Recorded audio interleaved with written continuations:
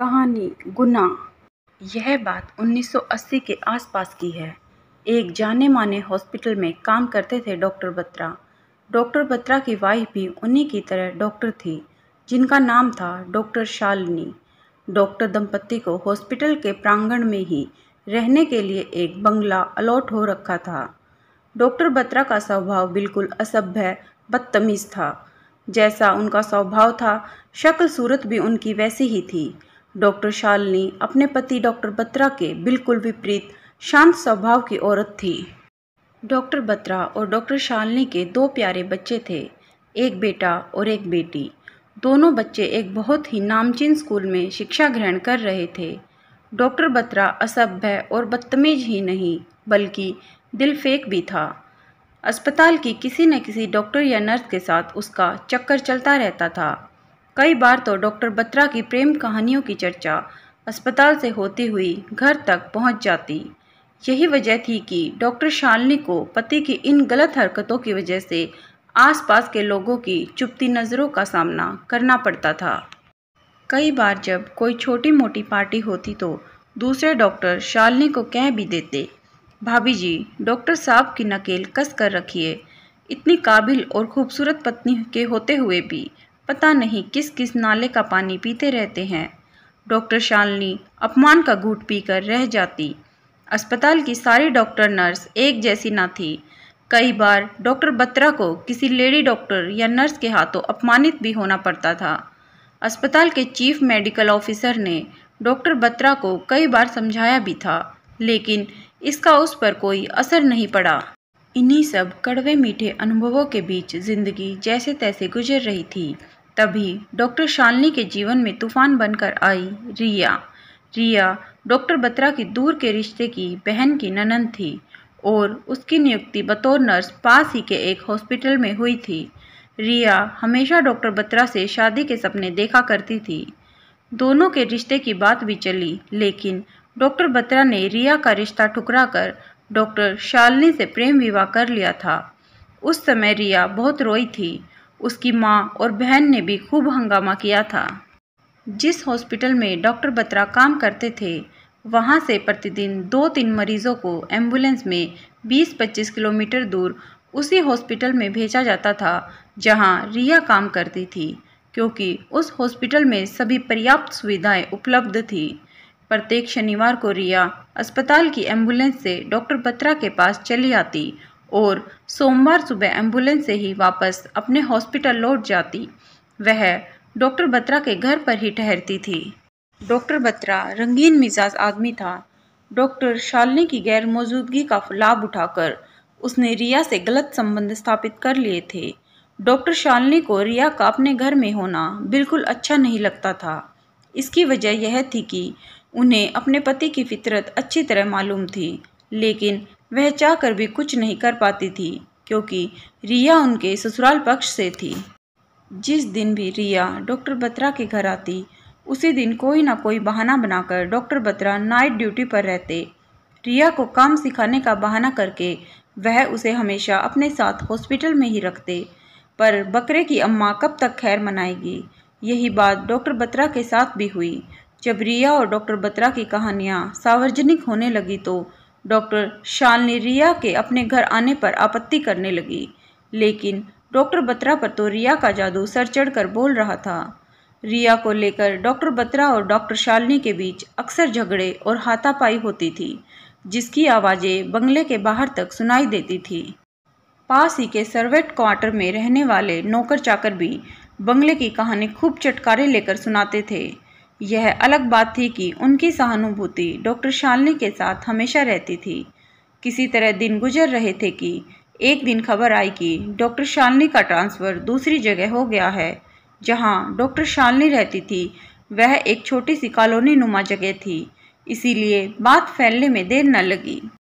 1 महीने के अंदर ही डॉक्टर शालिनी अपने दोनों बच्चों के साथ वहां से चली गई और दूसरा हॉस्पिटल ज्वाइन कर लिया।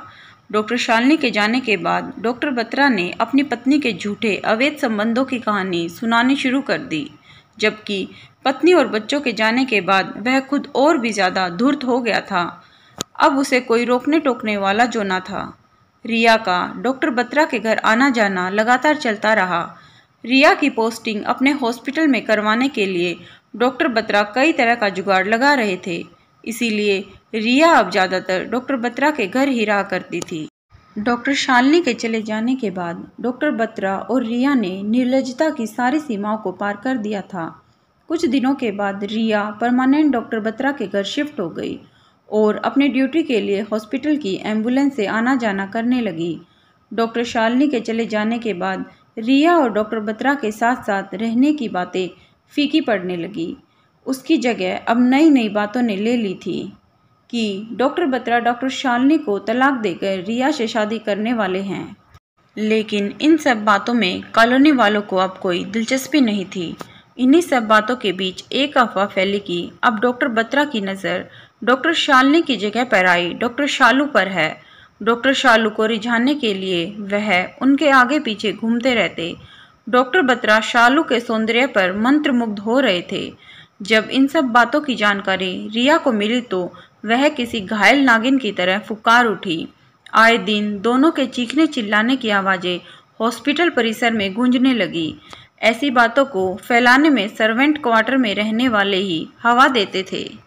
जब रिया की नियुक्ति लगभग डॉक्टर बत्रा वाले हॉस्पिटल में होने वाली थी तो अचानक रिया मुंबई चली गई। उसे मुंबई के किसी बहुत बड़े हॉस्पिटल में अच्छी नौकरी मिल गई थी। यह बात डॉक्टर बत्रा ने लोगों को खुद बताई थी। रिया के चले जाने के लगभग 1 महीने बाद उसके पिता और भाई उसे समझा बुझाकर मुंबई ले जाने के लिए आए, लेकिन रिया वहाँ नहीं थी। जब डॉक्टर बत्रा ने उन्हें बताया कि रिया 1 महीने पहले ही वहाँ से चली गई है तो उन्हें बहुत आश्चर्य हुआ। रिया मुंबई पहुँची ही नहीं थी। मुंबई के किसी हॉस्पिटल में नौकरी करने की बात भी उनके सामने नहीं आई थी। उसने मुंबई वापस लौटने की खबर भी उन्हें नहीं दी थी। सोचने वाली बात यह थी कि रिया मुंबई नहीं गई तो कहाँ गई। वह सोच रहे थे अगर डॉक्टर बत्रा ने रिया को मुंबई जाने वाली ट्रेन में बैठाया था तो फिर रास्ते में वह कहाँ गायब हो गई। पता नहीं कितने ही सवाल मुंह उठाए खड़े थे। डॉक्टर बत्रा की झूठी सच्ची बातों ने उन्हें शक के घेरे में ला खड़ा किया। फिर भी उन दोनों ने 3-4 दिनों तक हॉस्पिटल के डॉक्टर से लेकर सारे कर्मचारियों से रिया के बारे में पूछताछ की, लेकिन सबका एक ही जवाब था कि पिछले 1 महीने से उसे किसी ने नहीं देखा। हर ओर से निराश होकर वे दोनों जिस हॉस्पिटल में रिया पहले काम करती थी वहाँ भी गए, पर रिया का उन्हें कोई पता न चला। वह दोनों दुखी होकर वापस मुंबई लौट गए, लेकिन लगभग 3 हफ्ते बाद ही मुंबई पुलिस रिया का पता करने के लिए डॉक्टर बत्रा के हॉस्पिटल आ पहुंची। लेकिन डॉक्टर बत्रा डॉक्टर शालू के साथ घूमने गए हुए थे। जब 3-4 दिन तक डॉक्टर बत्रा नहीं लौटा तो पुलिस टीम डॉक्टर बत्रा को ढूंढते ढूंढते उसी रिसोर्ट में जा पहुंची जहां डॉक्टर बत्रा डॉक्टर शालू के साथ रुका हुआ था। पुलिस की पूछताछ के दौरान भी डॉक्टर बत्रा एक ही बात दोहरा रहा था कि रिया को उसने मुंबई जाने वाली ट्रेन में चढ़ा दिया था। रिया कहाँ गई उसे कुछ नहीं पता। जब पुलिस के हाथ कुछ नहीं लगा तो वह निराश होकर मुंबई लौट आए, लेकिन डॉक्टर बत्रा की मुश्किलें कम नहीं हुई थी। उसी साल बहुत ज़्यादा बारिश हो रही थी। सभी नदियाँ उफान पर थी। तूफान भयानक से भी भयानक रूप ले रहा था। एक नदी डॉक्टर बत्रा की कॉलोनी के पास भी थी, जिसका पानी का स्तर बढ़ते बढ़ते डॉक्टर बत्रा की कॉलोनी तक आ पहुंचा। ऐसा लग रहा था कि पूरी कॉलोनी जल में समा जाएगी। बहुत सारे मरे हुए जानवरों की लाशें भी बहकर आ गई थी। उसकी वजह से कॉलोनी में बहुत ही गंदी दुर्गंध आ रही थी। बत्रा के घर से भी बहुत गंदी बदबू आ रही थी। इसी बीच मुंबई पुलिस सादे कपड़ों में डॉक्टर बत्रा के घर के पास आ पहुंची। उन्होंने डॉक्टर बत्रा को हॉस्पिटल में ही जा दबोचा। सभी की मौजूदगी में जब डॉक्टर बत्रा के बंगले की तलाशी के लिए बंगला खोला गया तो मारे बदबू के लोगों को नाक पर रुमाल रखने पड़े। जिस कमरे से यह भयानक बदबू आ रही थी उस कमरे में एक टीन का संदूक भी रखा हुआ था। पानी उस डब्बे से भरकर बाहर आंगन में आकर नाली में गिर रहा था। मुंबई पुलिस ने जैसे ही संदूक को खोला, वहां खड़े लोगों की रूह कांप गई। संदूक में टुकड़ों में कटी रिया की लाश नमक और एसिड में रखी हुई थी। पुलिस द्वारा थोड़ा हिलाते ही उसके चेहरे से मांस अलग हो गया। उस भयानक दृश्य को देखने के लिए हजारों की भीड़ इकट्ठा हो गई। सारे सबूतों के साथ पुलिस डॉक्टर बत्रा को लेकर पास ही के पुलिस स्टेशन चली गई, जहां उसने अपना गुनाह कबूल कर लिया। डॉक्टर बत्रा ने जो बताया वह क्रूरता की हद थी। रिया के दर्दनाक अंत की कहानी सुनकर सभी अचंभित रह गए। डॉक्टर बत्रा ने कहना शुरू किया, रिया गर्भवती हो गई थी। वह डॉक्टर बत्रा पर जल्द से जल्द शादी करने का दबाव डाल रही थी, जबकि रिया की बातों पर गौर करने के बजाय डॉक्टर बत्रा डॉक्टर शालू के साथ रंगरेलियां मना रहा था। एक दिन जब रिया डॉक्टर बत्रा से मिलने हॉस्पिटल गई तो अपने कैबिन में डॉक्टर बत्रा डॉक्टर शालू के साथ आपत्तिजनक हालत में थे। वह देखकर रिया गुस्से से चिल्लाने लगी। रिया ने डॉक्टर शालू को 1-2 थप्पड़ रखे और कैबिन से बाहर कर दिया और डॉक्टर बत्रा को खुले शब्दों में चेतावनी दी, मुझे शालिनी मत समझना, जो तुम्हारी रंगरेलियों की वजह से बुज़दिल की तरह मुंह छुपा कर चली गई। मुंबई से तुम्हारी माँ और अपने सारे परिवार को बुलाकर यहाँ पूरी कॉलोनी के सामने तुम्हारे उस अय्याशी के परिणाम के बारे में बताऊंगी जो मेरे पेट में पल रहा है। वैसे तो तुम्हारी रंग मिजाजी की बात सभी जानते हैं। उस डॉक्टर शालू को तो मैं गला दबाकर खून पी जाऊंगी। तुमने जल्द से जल्द अगर मुझसे शादी नहीं की तो मैं पुलिस के पास जाकर तुम्हारी करतूत के बारे में बता दूंगी। उस वक्त की चीखें बाहर तक सुनाई पड़ रही थी। रिया की धमकियों से डॉक्टर बत्रा को बहुत गुस्सा आया। फिर भी उसने सॉरी कहते हुए रिया से माफ़ी मांग ली और जल्दी ही शादी करने की बात कहकर उसे आश्वस्त कर दिया। इस घटना के 3 हफ्ते बाद ही एक रात उसने रिया को दूध में नींद की दवा डालकर पिला दी और उसी रात उसने गला दबाकर उसकी हत्या कर दी।